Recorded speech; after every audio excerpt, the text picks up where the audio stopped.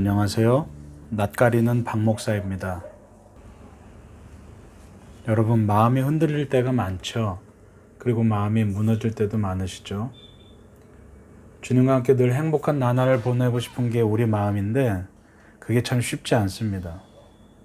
우리 일상에서 시시각각 일어나는 변화들은 우리를 가만 내버려 두지 않죠.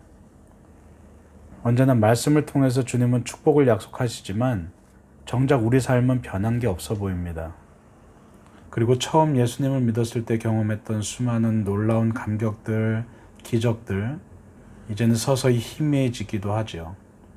마음은 점점 딱딱해져 갑니다. 이제 앞으로는 그런 일들을 다시는 경험할 수 없을 거라는 막연한 한계를 느끼기도 합니다. 그런데 그런 감정들은 당연한 겁니다.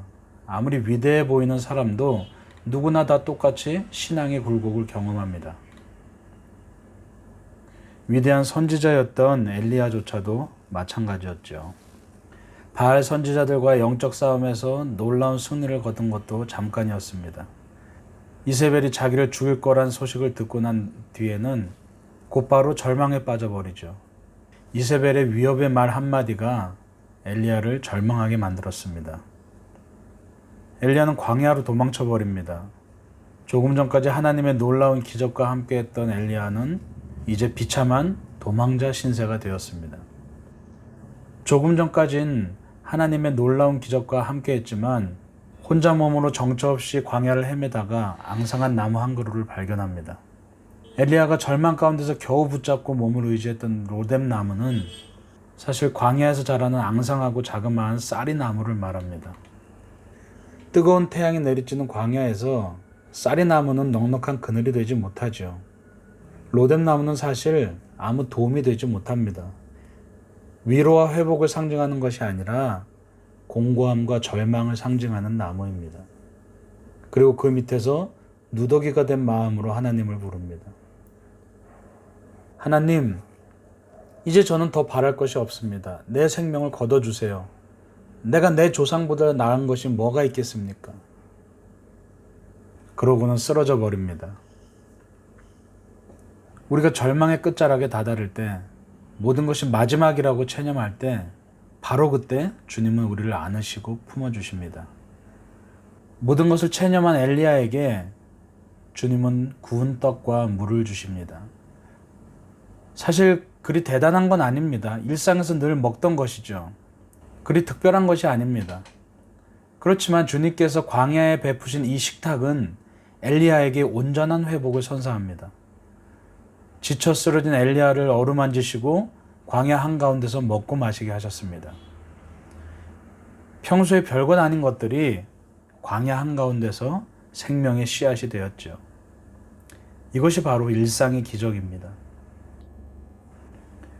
하나님은 우리로 하여금 우리 일상 가운데서 너무도 평범하게 지나치고 무시했던 수많은 하나님의 은혜들을 돌아보라고 말씀하십니다. 우리가 누리는 수많은 것들에 사실 하나님의 은혜가 담겨 있죠. 하나님께서 우리를 외면하신 것이 아니라 우리가 하나님을 외면한 것일 수도 있습니다. 여러분, 특별한 일들만이 기적은 아닙니다. 하나님께서는 우리의 일상 속에 수많은 은혜들을 통해서 우리에게 기적을 베푸시고 우리를 위로하길 원하고 계신다는 사실이에요. 지금 우리에게 필요한 것이 무엇일까요? 우리 살아가면서 하나님께 많은 것들을 기도하면서 구합니다.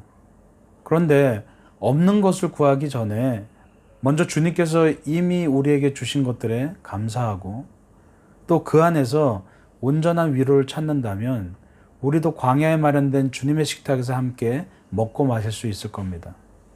그러면 바로 그것이 천국이 되는 것이죠. 여러분에게는 어떤 기적이 필요하십니까? 450명의 바알 선지자들을 이길 만한 어마어마한 기적이 필요하십니까? 아니면 일상의 평범한 떡 조각과 물 한 잔에 깃든 주님의 은혜가 필요하십니까? 만약 후자라면 이미 여러분은 그 은혜를 누리고 있는 것일 수도 있습니다. 하나님께서는 멀리 계시지 않습니다. 하나님은 지금 바로 여기에서 우리와 함께 계신다는 사실을 기억하셨으면 좋겠습니다. 오늘도 주님의 평화가 여러분과 함께 하시길 원합니다. 응답하소서 낫게 하소서